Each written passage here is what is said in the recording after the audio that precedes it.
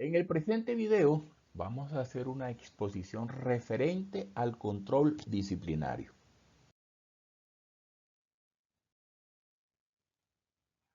Legalmente, ¿quiénes están autorizados para realizar la acción disciplinaria? ¿Quiénes tienen la potestad para llevar a cabo la acción disciplinaria?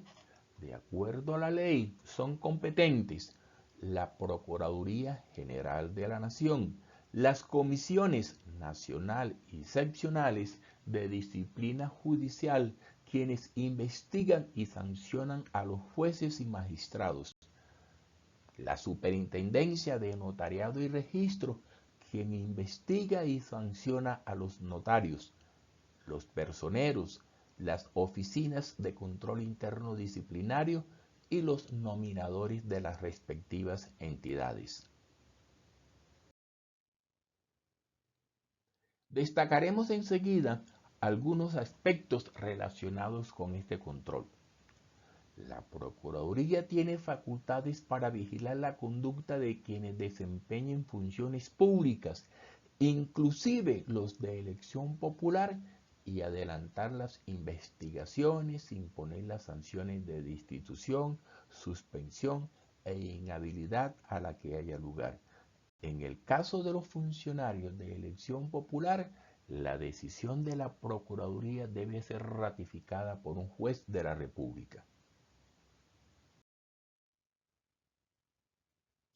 En la Procuraduría funcionan 3 salas para investigar a los altos funcionarios del Estado y otra para los de elección popular. La Procuraduría tiene poder disciplinario preferente de la misma manera que lo tiene la Contraloría General de la República en materia de control fiscal. A su turno, las personerías tienen poder preferente frente a la administración. Esto es que, dado unos presupuestos, la Procuraduría y las personerías pueden desplazar en algún momento dado a instituciones que estén llevando procesos disciplinarios. Los particulares que ejerzan funciones públicas, al igual que los funcionarios que se encuentren fuera del servicio, también son destinatarios de la acción disciplinaria. Igualmente, los indígenas cuando ejerzan funciones públicas.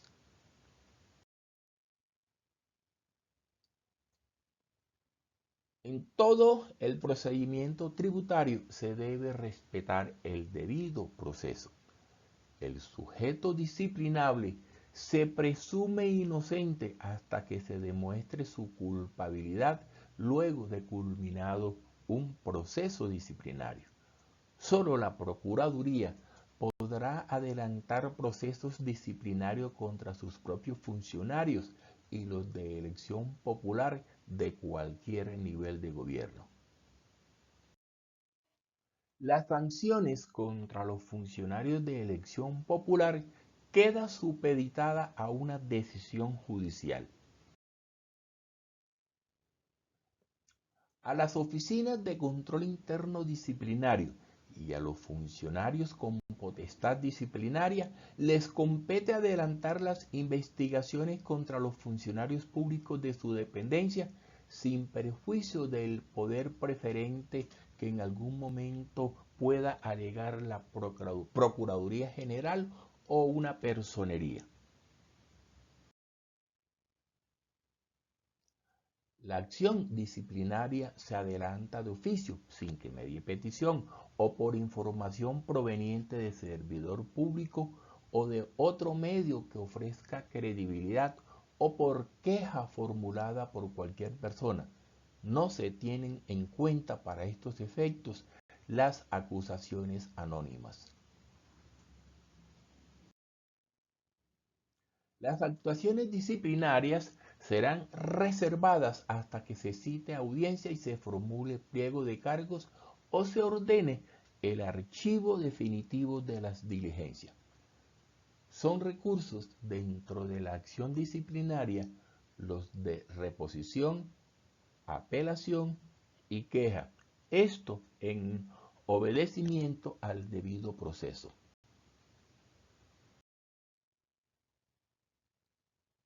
¿Qué hechos dentro de la ley colombiana constituyen falta disciplinaria? Se consideran faltas disciplinarias el incumplimiento de deberes, la extralimitación de derechos y funciones, incurrir en prohibiciones y violación de inhabilidades, incompatibilidades, impedimentos y conflicto de intereses. Las faltas disciplinarias pueden ser cometidas por acción, por omisión o por extralimitación de funciones. A su turno, la conducta que puede cometer un funcionario o un particular puede ser dolosa cuando el disciplinable conoce los hechos constitutivos de falta disciplinaria, su ilicitud y se demuestra que quiso cometer esa falta. Es culposa cuando el disciplinable incurre en la falta por infracción al deber objetivo de cuidado funcionalmente exigible y debió haberla previsto por ser previsible, o habiéndola previsto confió en poder evitarla. No habrá lugar a sanción disciplinaria cuando la falta se cometa por fuerza mayor, en caso fortuito, en estricto cumplimiento de un deber constitucional o legal de mayor importancia que el sacrificado, en cumplimiento de una orden legítima de autoridad competente emitida con las formalidades legales.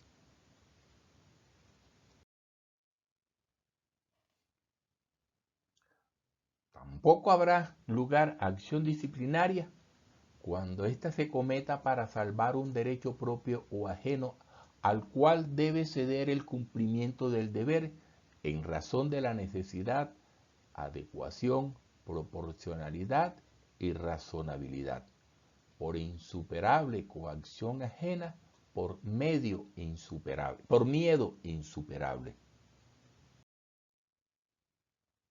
Son destinatarios de la acción disciplinaria los servidores públicos, no importan que ya estén fuera del servicio. Algunos particulares, sobre todo aquellos que manejan recursos públicos, los gerentes de cooperativas, fundaciones, corporaciones y asociaciones que se creen y organicen por el Estado o con su participación mayoritaria. Como ya también se dijo, los indígenas que ejerzan funciones públicas o administren recursos del Estado. En estos últimos se incluyen los tesoreros de los resguardos indígenas que manejan recursos del Sistema General de Participaciones. Dentro del proceso disciplinario se pueden identificar las siguientes etapas. La indagación preliminar, que por lo regular tiene una duración máxima de 6 meses y que está orientada a identificar al posible infractor o infractores y a determinar si la conducta que se les indica es o no falta disciplinaria. Investigación disciplinaria viene posteriormente de la indagación preliminar. En esta etapa ya se busca determinar la culpabilidad o no del o de los implicados. Igual que la indagación preliminar, tiene un periodo de 6 meses para ser desarrollada y en algunos casos puede ser un periodo mayor. Alegatos precalificatorios o cierre de la investigación. Culminada la investigación disciplinaria, se producen estos alegatos que tienen una duración más o menos de 10 días. Después de esto, se procederá a la audiencia y formulación de cargo. Esta etapa se puede llevar a cabo a través del juicio ordinario o de manera verbal. Si el implicado es sancionado, pues podrá interponer recursos y podrá acudir a una segunda instancia, quien decidirá si mantiene, cambia o por el contrario ordena el archivo de las diligencias. Y en la siguiente etapa entonces podrá ser archivo definitivo o la ejecución y registro de las sanciones en los respectivos sistemas. En materia financiera, ¿qué deberes y prohibiciones tienen los servidores públicos al momento de ejercitar sus funciones? ¿Qué deberes tienen los servidores públicos en materia financiera? Dentro de estos tenemos formular, decidir oportunamente o ejecutar los planes de desarrollo y los presupuestos. Permitir a los representantes del Ministerio Público, o sea, los funcionarios de la Procuraduría, Defensoría del Pueblo o de las personerías, al igual que a los fiscales, jueces y demás autoridades competentes, el acceso a los lugares donde se deban adelantar sus actuaciones e investigaciones y el examen de los libros de registro, documentos y diligencias correspondientes. Asimismo, son funciones de estos servidores públicos prestar la colaboración necesaria para que los funcionarios de control disciplinario puedan realizar sus labores. También son funciones de los servidores públicos hacer los descuentos que ordene la ley o las órdenes de autoridad judicial y girar estos recursos en el término que señale la ley o la autoridad judicial correspondiente. También tienen como deber vigilar y salvaguardar los bienes y valores que le han sido encomendados y cuidar que estos sean utilizados de manera debida y racionalmente, de conformidad con los fines a los que han sido destinados previamente.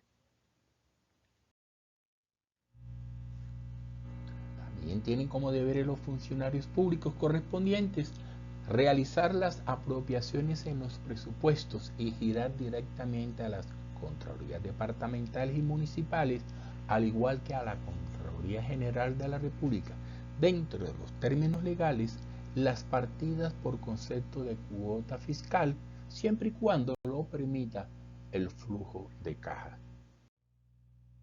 Otros deberes de los funcionarios públicos es ordenar, en su condición de jefe inmediato, si tiene esta condición el funcionario, adelantar el trámite de jurisdicción coactiva en la respectiva entidad para el cobro de las sanciones de multa cuando el pago no se hubiera efectuado oportunamente.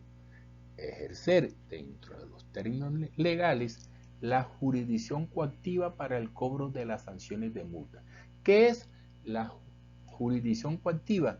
Es una facultad especial que tiene algunas entidades públicas para el cobro de las acreencias a su favor. En este caso, el Estado actúa como juez y como parte.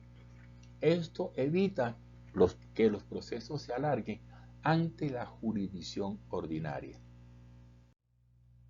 También es un deber de los funcionarios públicos adoptar el sistema de contabilidad pública y el sistema integrado de información financiera, así como los demás sistemas de información a que se encuentra obligada la administración pública. Sorprende que a estas alturas, más de 30 años o casi 30 años desde que se creó la Contaduría General, todavía existan entidades que no se esmeren en llevar de manera adecuada los registros de contabilidad.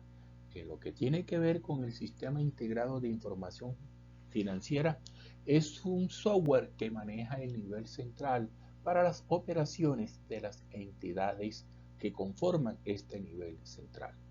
También es un deber de los funcionarios públicos publicar en la página web de la respectiva entidad los informes de gestión de resultados financieros y contables que se determinen por autoridad competente. También llama la atención que a pesar de ser este un deber de los funcionarios públicos, son muy pocos los que los cumplen. Los invito a que ingresen a cualquier página web de alguna entidad pública, bien sea a nivel nacional, departamental y municipal, y verá que muy pocas están cumpliendo con estas funciones. Lo que tiene que ver con la información financiera, esta data de 3, 4, 5 años atrás y es muy escueta. Quizás en lo que tiene que ver con la información financiera, las entidades han descuidado este aspecto al momento en que empezó a funcionar el CHIPS, el Consolidador de Información de Hacienda Pública, que maneja la Contaduría General de la Nación y en donde deben reportar información las entidades territoriales, al igual que algunas nacionales, o más bien las nacionales, la Contaduría toma la información del Sistema Integrado de Información Financiera. Acatar y poner en práctica los mecanismos que se diseñen para facilitar la participación de la comunidad en la planeación del desarrollo, la concertación y la toma de decisiones en la gestión administrativa, de acuerdo a lo preceptuado por la ley. La verdad es que la participación comunitaria en lo que tiene que ver con la planeación es muy escasa. Podría decirse que se da cada 4 años cuando se elabora el plan de desarrollo. En esta etapa de discusión del plan de desarrollo, los gobernantes deben someter a discusión del Consejo Nacional de Planificación, al igual que de los consejos territoriales de planificación, los respectivos proyectos de planes de desarrollo, pero se hace aquí la observación que los comentarios, las objeciones que hagan estos comités o estos consejos territoriales o nacionales no son vinculantes para el gobierno. De hecho, este proceso, posteriormente la comunidad poco participa en los asuntos planificadores del Estado y mucho menos en lo que tiene que ver con la formulación y ejecución del presupuesto. Viene a participar la comunidad otra vez en la etapa de control, básicamente a través de las veedurías ciudadanas. Otro deber es llevar en debida forma los libros de registro de la ejecución presupuestal de ingresos y de gasto y los de contabilidad financiera.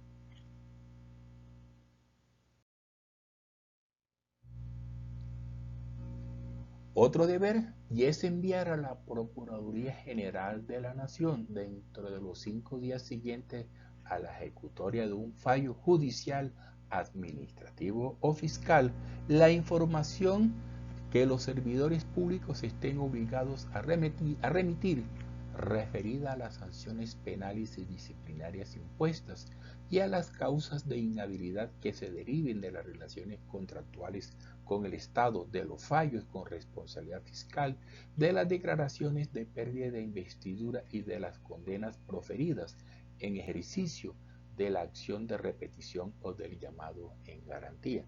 Esto para que la información sobre estas sanciones pues repose en un lugar común y la Procuraduría pueda posteriormente tener bases para certificar a los diferentes ciudadanos que así lo soliciten. Pero así como los funcionarios públicos tienen unos deberes, también tienen unas prohibiciones. Nos vamos a referir más concretamente a las de carácter financiero. En este campo, los funcionarios públicos tienen prohibido ordenar el pago o percibir remuneración oficial por servicios no prestados o por cuantía superior a la legal, o reconocer y cancelar pensiones irregularmente reconocidas, o efectuar avances prohibidos por la ley o los reglamentos. Igualmente tienen prohibido incumplir cualquier decisión judicial, fiscal, administrativa o disciplinaria en razón o con ocasión del cargo o funciones o obstaculizar su ejecución. Respecto a las decisiones judiciales de embargo que anteriormente los funcionarios públicos, básicamente los tesoreros, estaban obligados a cumplir sin discusión alguna, fue modificado este aspecto con la expedición del Código General del Proceso. Allí se señala el procedimiento a seguir cuando el tesorero reciba una orden de embargo de una renta que tenga el carácter de destinación específica. Ya no será de inmediato cumplimiento como ocurría en el pasado. Otra prohibición que tienen los funcionarios públicos es proporcionar noticias o informes sobre asuntos de la administración cuando no tenga la facultad para hacerlo. Ahora vamos a examinar los tipos de faltas que se puedan cometer. Al respecto pregunto, ¿qué se consideran faltas gravísimas, graves, leves y a qué tipo de sanciones se puede exponer quien cometa este tipo de falta? Señala el estatuto disciplinario que las faltas se pueden clasificar en gravísimas, graves y leves. Las faltas gravísimas están señaladas expresamente en el estatuto disciplinario, en tanto que las faltas graves y leves se van a relacionar con el incumplimiento de deberes, el abuso de derechos, la extralimitación de las funciones o la incursión en prohibiciones. Como ya lo dije, las faltas gravísimas están taxativamente señaladas en la ley que reglamenta los asuntos disciplinarios, en tanto que las faltas graves o leves se determinará de acuerdo a los siguientes criterios. La forma de culpabilidad, esta puede ser con culpa o con dolo. La naturaleza esencial del servicio, el grado de perturbación que haya podido tener el servicio por la falta cometida por el servidor público, la jerarquía y mando que el servidor público tenga en la respectiva institución, al igual que la trascendencia social de la falta o el perjuicio causado. También se tendrán en cuenta las modalidades y circunstancias en que se cometió la falta, los motivos determinantes del comportamiento y también cuando la falta se realice con la intervención de varias personas, sean particulares o servidores públicos. Habiéndose culminado el proceso disciplinario y hallándose responsable al servidor público, éste será acreedor, dependiendo del tipo de falta, a una de las siguientes sanciones: destitución e inhabilidad general de 10 a 20 años para faltas gravísimas con dolo. En este caso, la persona tuvo claramente la intención de cometer la falta. Destitución e inhabilidad general de 8 a 10 años para faltas gravísimas con culpa grave. Suspensión en el ejercicio del cargo de 3 a 18 meses e inhabilidad especial por el mismo término para faltas graves dolosas. Suspensión en el ejercicio del cargo de 1 a 12 meses e inhabilidad especial por el mismo término para faltas graves culposas. Multas de 10 a 180 días de salario básico devengado para la época de los hechos para faltas leves dolosas. Y amonestación escrita para las faltas leves culposas.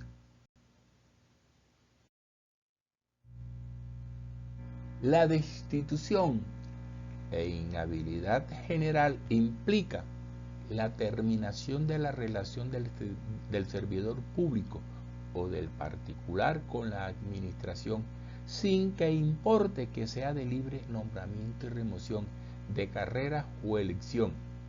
Y también implica la desvinculación del cargo en los casos previstos en la Constitución o la ley.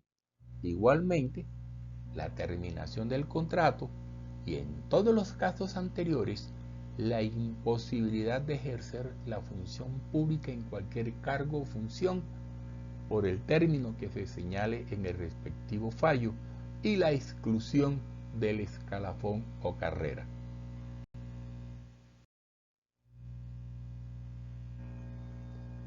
Les dejamos para tarea o para trabajo reseñar cuáles son las faltas gravísimas que en materia financiera pueden cometer los servidores públicos o los particulares que también realicen actividades públicas. Las faltas gravísimas están expresamente contempladas en la ley disciplinaria. Y estas faltas están relacionadas con asuntos tales como infracción al derecho internacional de los derechos humanos, infracción a la libertad y otros derechos humanos relacionadas con la contratación pública, el servicio o la función pública, incumplir con el régimen de inhabilidades, incompatibilidades, impedimento y conflicto de intereses relacionadas con la hacienda pública, que son las que nos interesan dentro de este curso, relacionadas con la acción de repetición, con la salud pública, recursos naturales y medio ambiente, por indebida participación en política, relacionadas con el servicio, la función y el trámite de asuntos oficiales, otras también relacionadas con la moralidad.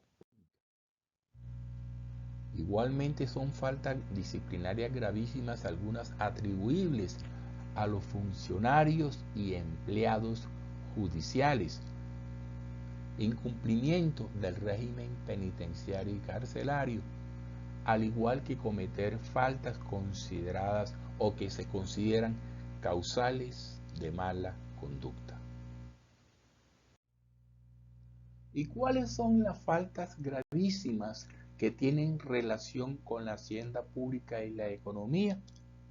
Al igual que todas las faltas gravísimas, estas están relacionadas en la ley disciplinaria y son autorizar u ordenar la utilización indebida o utilizar indebidamente rentas que tienen destinación específica en la Constitución o en la ley. Recordemos que las rentas de destinación específica son recursos que de manera anticipada se ha señalado cuál va a ser el destino de los mismos. Cambiar esta destinación, pues sí, hará que el funcionario público incurra en una falta disciplinaria gravísima. Son rentas que tienen destinación específica en el nivel territorial, entre otras las que se proyectan en esta presentación.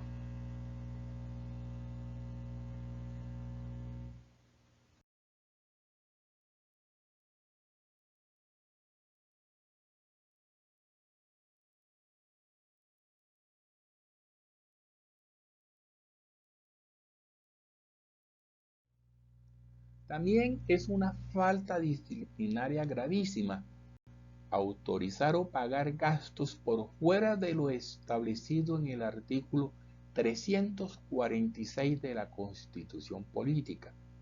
¿Pero qué nos dice este artículo? Nos dice el artículo 346 de la Constitución Política y luego ratificado por el Estatuto Presupuestal que solo se pueden incluir dentro del presupuesto apropiaciones, o sea, partidas para gastos que correspondan a créditos judicialmente reconocidos, los que ordenan los jueces, gastos decretados conforme a una ley anterior,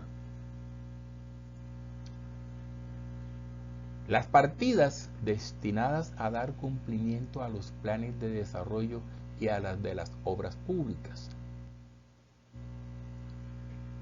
las partidas destinadas a dar cumplimiento a las leyes que organizan a los órganos y entidades, y aunque no se diga de manera explícita, para saldar el déficit fiscal cuando éste se presenta. Dentro de este listado de faltas disciplinarias gravísimas, también se incluyen asumir compromisos sobre apropiaciones presupuestales existentes, o sea, cuando no hay una partida aprobada por el Congreso, las asambleas o los consejos, o en exceso del saldo disponible de apropiación o que afecte vigencias futuras sin contar con las autorizaciones pertinentes. ¿Qué es esto de vigencias futuras? Veamos un poco sobre este asunto. Las vigencias futuras es un procedimiento que le permite al gobierno asumir en la vigencia en ejecución obligaciones con cargo a presupuestos futuros, sin exceder, por norma general, el respectivo periodo de gobierno. En algunos casos, para aquellos proyectos declarados de importancia estratégica, se podrá exceder el respectivo periodo de gobierno, pero hay que cumplir con algunos requisitos. Otra falta disciplinaria gravísima es incumplir los pagos de cuentas por pagar o reservas presupuestales, contrariando la programación establecida en actos administrativos. ¿Qué son las cuentas por pagar o reservas presupuestales?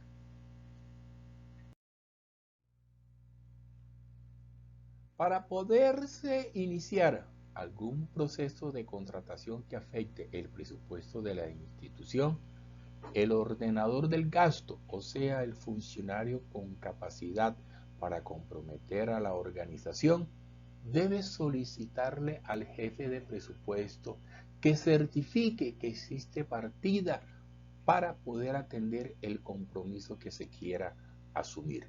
Es lo que se conoce como un certificado de disponibilidad presupuestal.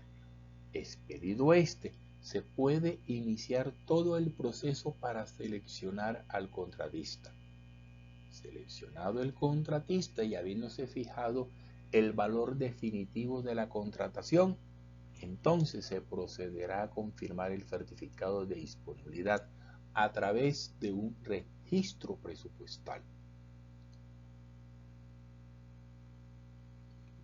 Después del registro presupuestal, se empezará a ejecutar el contrato y a la institución les surgirán obligaciones.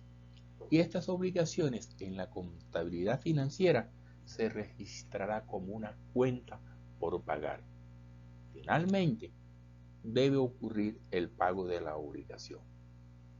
Pero aunque la intención de la entidad haya sido cumplir el principio de anualidad, esto es, que las obligaciones presupuestales se debían ejecutar entre el 1 de enero y el 31 de diciembre, puede suceder que hechos extraordinarios debidamente comprobados impidan que esto sea así.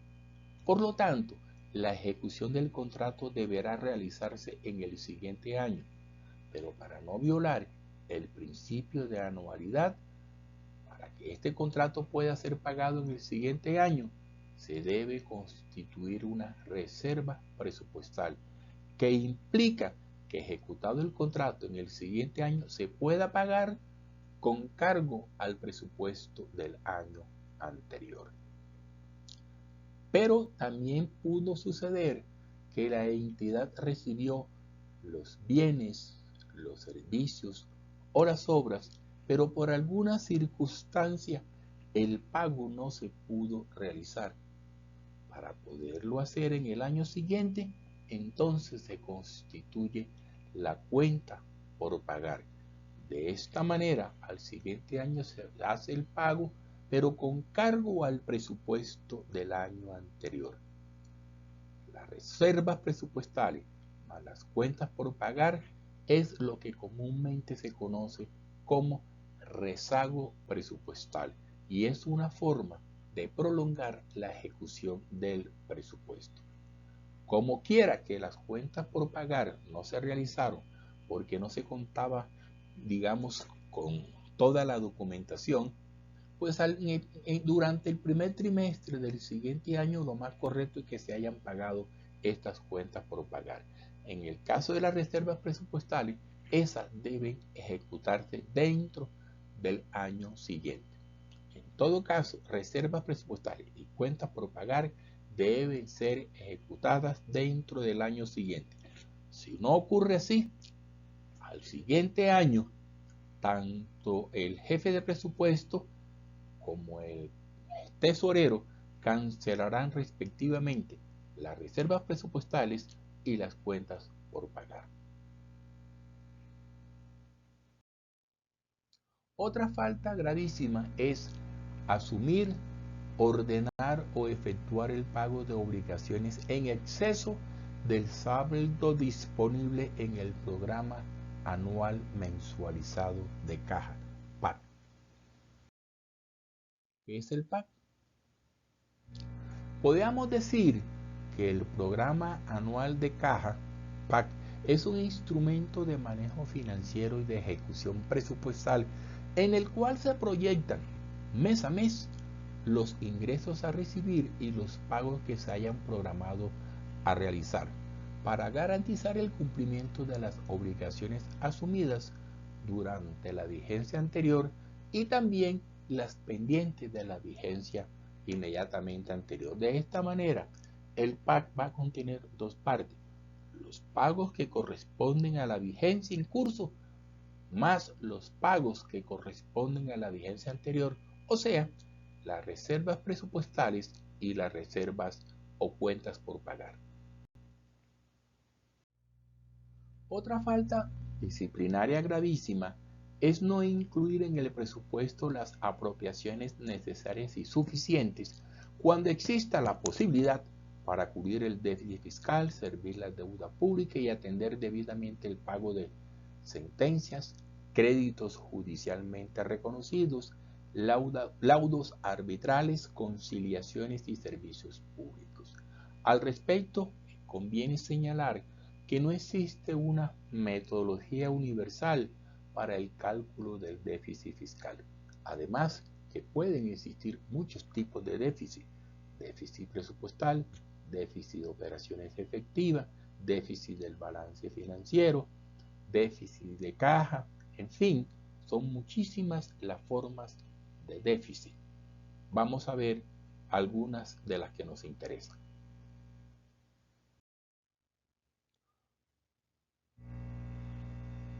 En el caso del déficit de la nación, este lo calcula la Contaduría General de la Nación, partiendo del estado de resultados y haciendo algunos ajustes.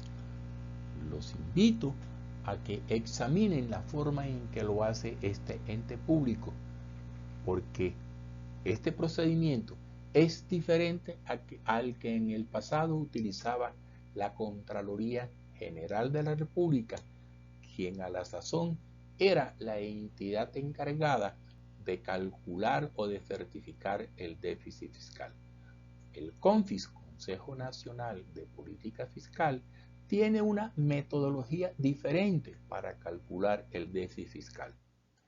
En este caso, se parte de los ingresos corrientes, se descuentan los gastos igualmente corrientes para determinar el déficit o ahorro corriente. Se sigue restando de los ingresos de capital los gastos igualmente de capital para obtener el déficit o superávit de capital. El déficit o superávit total será la suma del déficit o ahorro corriente más el déficit o superávit de capital. También se puede calcular sumando los ingresos corrientes a los ingresos de capital y restando de este valor los gastos corrientes y los gastos de capital. Este déficit, así calculado, sirve para que el Estado tome algunas decisiones de tipo financiero, pero no es el déficit que se va a llevar luego al presupuesto de la nación o que se debe incluir dentro del presupuesto general de la nación. El déficit o el monto del déficit que se va a llevar o que se debe incluir dentro del presupuesto es el calculado por la Contaduría General. Para el caso del nivel territorial, existe una forma diferente de calcular el déficit fiscal. En este nivel de gobierno se parte de la situación de tesorería, esto es, restando de las disponibilidades las exigibilidades y así obtener la disponibilidad neta de tesorería. Y a partir de esta disponibilidad neta se le agregan los reconocimientos que incluyen las transferencias, recursos de cofinanciación, crédito no desembolsado y otros conceptos, y a todo esto se le restan las reservas presupuestales y así se obtiene el resultado fiscal, que si es superávit, pues servirá para financiar nuevos gastos. Si es déficit, entonces se deberá incluir la partida dentro del presupuesto para saldarlo. Otra falta gravísima es no adoptar las acciones establecidas en el Estatuto Orgánico del Presupuesto cuando las apropiaciones de gasto sean superiores al recaudo efectivo de los ingresos.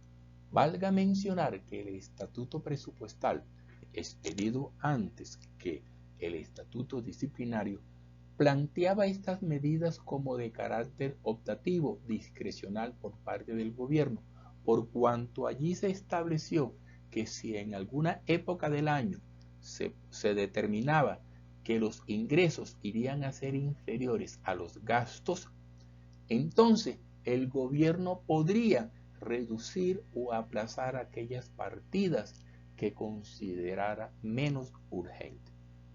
El Estatuto Disciplinario transformó lo que era optativo, lo que era discrecional, en imperativo. Por lo tanto, ahora, si se advierte en que los recursos que se vayan a recibir por ingresos son insuficientes a los gastos, es una obligación del gobierno reducir o aplazar la ejecución de aquellas partidas presupuestales que considere menos urgentes o importantes. Aprovechemos para indicar cuáles son los mecanismos que existen para la modificación del presupuesto público. Una de ellas son las reducciones o aplazamientos de los que ya hicimos mención. En este caso, vuelvo y repito, si se advierte que los recursos que se están recibiendo serán inferiores a los gastos que se realizarán, el gobierno deberá entonces reducir o aplazar las ejecuciones de aquellas partidas que considere menos importantes o menos urgentes. Otro mecanismo son las adiciones y traslados.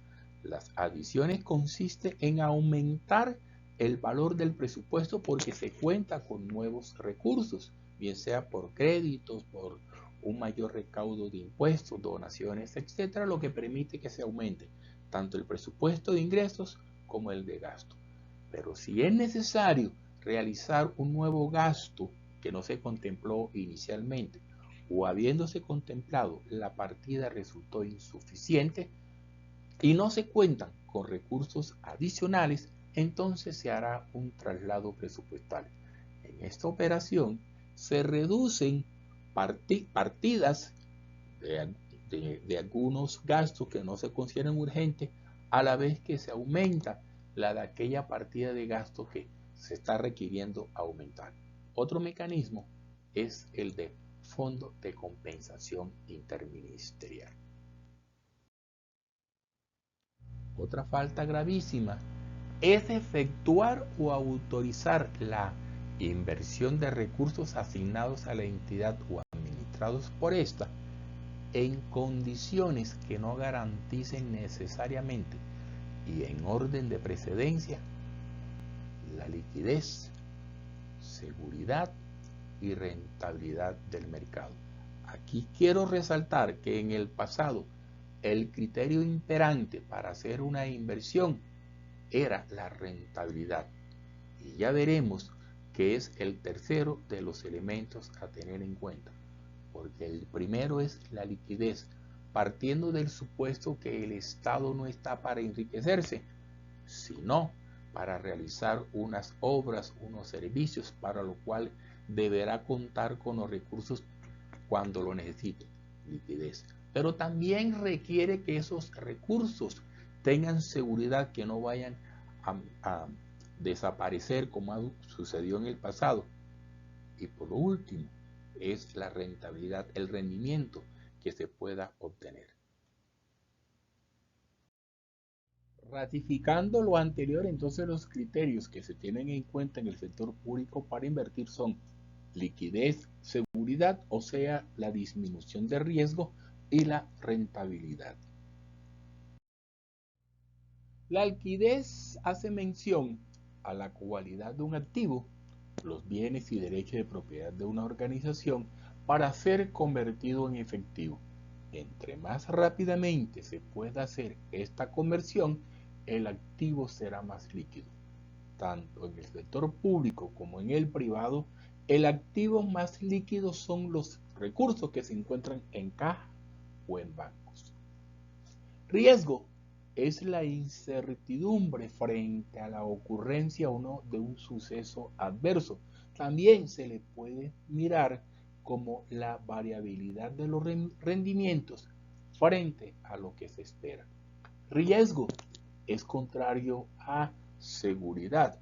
Lo que se busca es que haya menor riesgo para que haya mayor seguridad. Rendimiento es la relación que puede existir entre los medios utilizados para lograr algo y el resultado que se consiga. En finanzas, el rendimiento está relacionado con las utilidades o excedentes. También es una falta gravísima no efectuar oportunamente e injustificadamente los descuentos y posteriormente realizar los pagos por concepto de aportes patronales o del servidor público para pensiones, salud, riesgos profesionales, aportes de cesantías y otros descuentos de nómina. Otra falta, ejecutar por razón o con ocasión del cargo en provecho suyo o de terceros, actos, acciones u operaciones, o incurrir en omisiones tendientes a la evasión de impuestos o violar el régimen aduanero o cambiario. Atrás vimos que es una obligación, un deber de los funcionarios o servidores públicos adoptar el Sistema General de Contabilidad Pública, que en el país está bajo la orientación de la Contaduría General de la Nación. Pero también es una falta disciplinaria gravísima no adoptar el Sistema Nacional de Contabilidad Pública de acuerdo con las disposiciones emitidas por esa Contaduría General y no observar las políticas, principios y plazos que en materia de contabilidad pública se expidan. Otra falta, desacatar las órdenes e instrucciones contenidas en las directivas presidenciales cuyo objeto sea la congelación de nóminas oficiales dentro de la órbita de su competencia.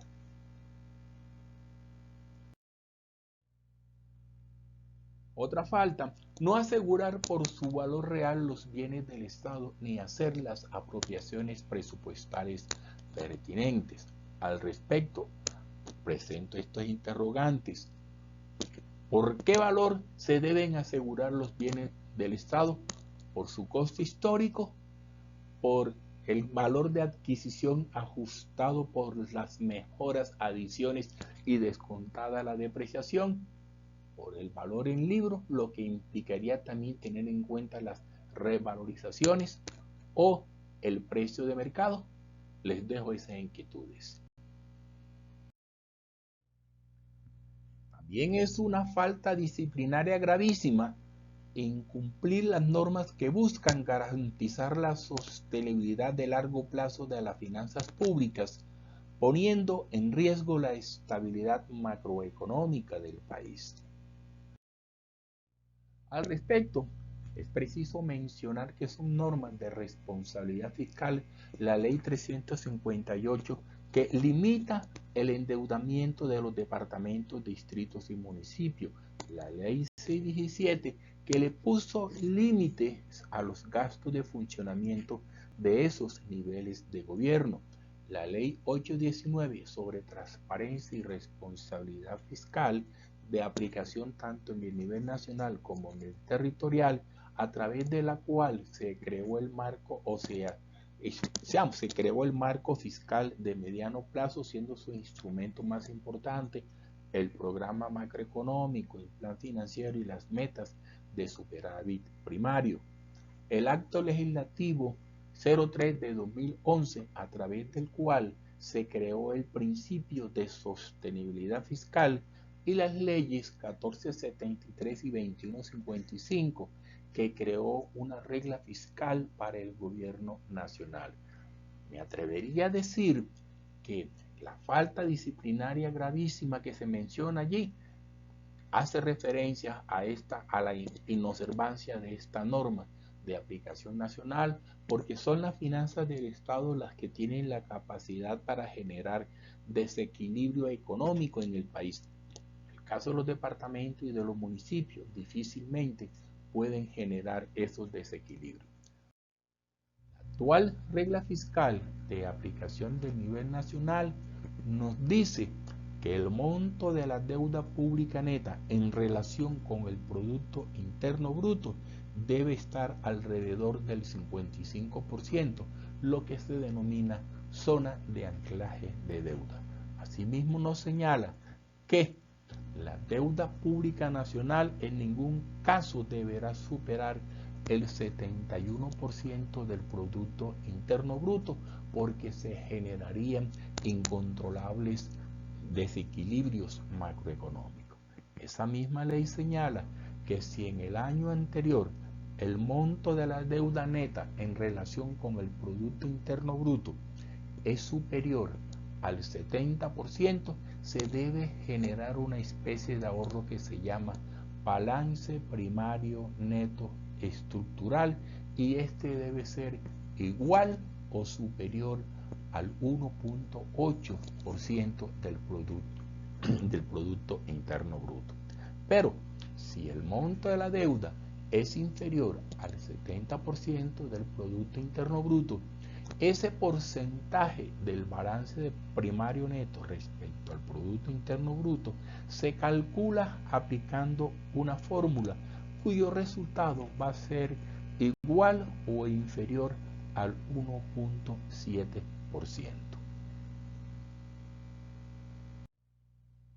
También es su falta gravísima no ejecutar las transferencias para los resguardos indígenas. Sobre el particular, valga mencionar que anteriormente estas transferencias se giraban directamente a las alcaldías y eran los resguardos indígenas quienes hacían las prioridades para las inversiones que se iban a hacer, y el municipio giraba. Pero algunos resguardos indígenas han adquirido autonomía para el manejo de estos recursos, por lo tanto, los niveles centrales de la administración le giran directamente los recursos del Sistema General de Participaciones para los resguardos indígenas directamente a estas entidades. También es una falta disciplinaria gravísima constituir unidad de caja con las rentas que tienen destinación específica. Recordemos que estas rentas son aquellas que ya por virtud de la ley o de la Constitución tienen un destino predeterminado. Por lo tanto, no se pueden confundir, no se pueden revolver con otros recursos y lo que es peor, pagar gastos ordinarios con estos recursos. Otra falta disciplinaria gravísima es incumplir los acuerdos relativos a la reestructuración de pasivos o de saneamiento fiscal. Con la expedición de la Ley 358 se limitó el crédito de las entidades territoriales. En adelante, estas entidades, para poder desarrollar una operación de crédito, tienen que cumplir con dos indicadores. Pero si no cumplen con los dos, o al menos con uno de esos indicadores, no podrán hacer operaciones de crédito, al menos que sea extremadamente urgente, en cuyo caso deberán suscribir un convenio de desempeño. Este convenio de desempeño lo suscriben con la respectiva entidad financiera, pero debe tener visto bueno previo de la Dirección de Apoyo Fiscal del Ministerio de Hacienda. Posteriormente se expidió la Ley 550, que ha venido o que fue derogada y luego nuevamente, pero ha quedado, digamos, vigente un artículo y es los acuerdos de reestructuración de pasivo.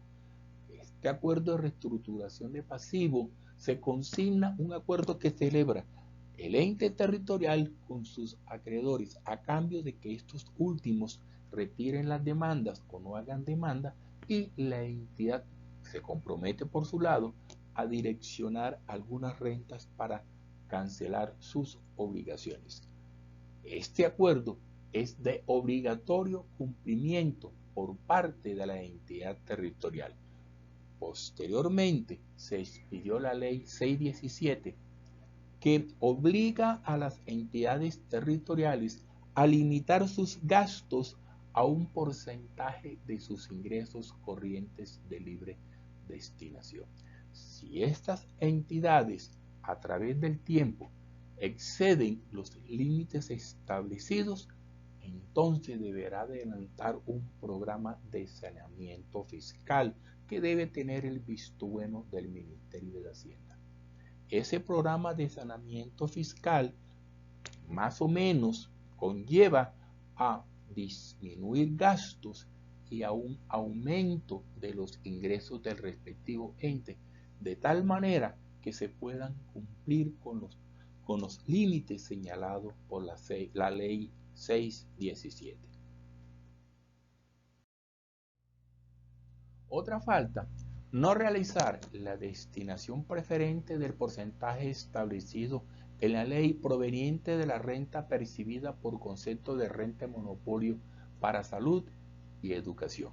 Sea preciso mencionar que los departamentos manejan dos grandes monopolios, el de producción, distribución e introducción de licores y de los juegos de suerte y azar. Los recursos percibidos por los monopolios de licores se deben destinar preferencialmente a educación y salud. La ley ha dicho que preferencialmente es al menos el 51%. En el caso de las loterías, deben transferir un porcentaje de sus ingresos brutos al nivel central de la administración para que estos recursos sean destinados exclusivamente a financiar la salud en el segundo nivel.